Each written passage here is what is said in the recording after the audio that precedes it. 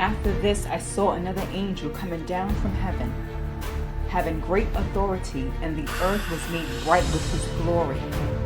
And he called out with a mighty voice, "Fallen, fallen is Babylon the Great. She has become a dwelling place for demons, a haunt for every unclean spirit, a haunt for every unclean bird, a haunt for every unclean and detestable beast. For all nations have drunk the wine of the passion of her sexual immorality, and the kings of the earth have committed immorality with her, and the merchants of the earth have grown rich from the power of her luxurious living."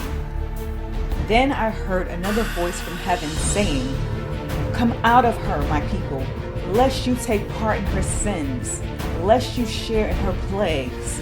For her sins are heaped high as heaven, and God has remembered her iniquities. Pay her back as she herself has paid back others, and repay her double for her deeds. Mix a double portion for her in the cup she mixed, as she glorified herself and lived in luxury. So give her a like measure of torment and mourning, since in her heart she says, 'I sit as a queen, I am no widow, and mourning I shall never see.' For this reason her plagues will come in a single day, death and mourning and famine, and she will be burned up with fire, for mighty is the Lord God who has judged her." And the kings of the earth who committed sexual immorality and lived in luxury with her will weep and wail over her when they see the smoke of her burning. They will stand far off in fear of her torment and say, "Alas, alas, you great city, you mighty city Babylon, for in a single hour your judgment has come." And the merchants of the earth weep and mourn for her, since no one buys their cargo anymore. Cargo of gold, silver, jewels, pearls, fine linen, purple cloth, silk, scarlet cloth, all kinds of scented wood, all kinds of articles of ivory, all kinds of articles of costly wood, bronze, iron, and marble, cinnamon, spice, incense, myrrh, frankincense, wine, oil, fine flour, wheat, cattle and sheep, horses and chariots and slaves, that is, human souls. The fruit for which your soul long has gone from you, and all your delicacies and your splendors are lost to you, never to be found again. The merchants of these wares who gained wealth from her will stand far off in fear of her torment, weeping and mourning aloud. "Alas, alas, for the great city that was clothed in fine linen, in purple and scarlet, adorned with gold, with jewels, and with pearls.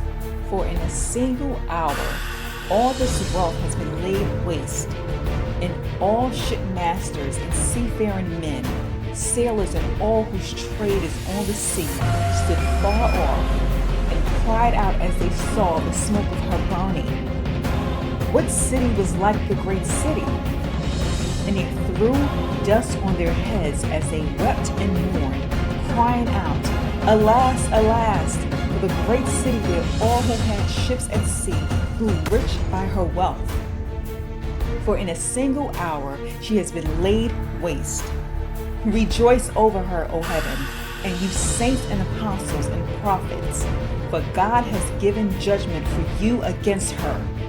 Then a mighty angel took up a stone like a great millstone and threw it into the sea, saying, "So will Babylon the great city be thrown down with violence and will be found no more.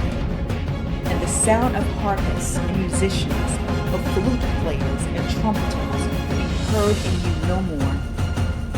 And a craftsman of any craft will be found in you no more. And the sound of the mill will be heard in you no more.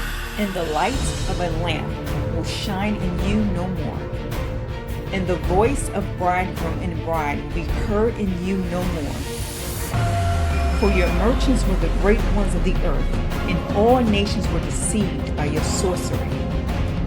And in her was found the blood of prophets and of saints and of all who have been slain on earth,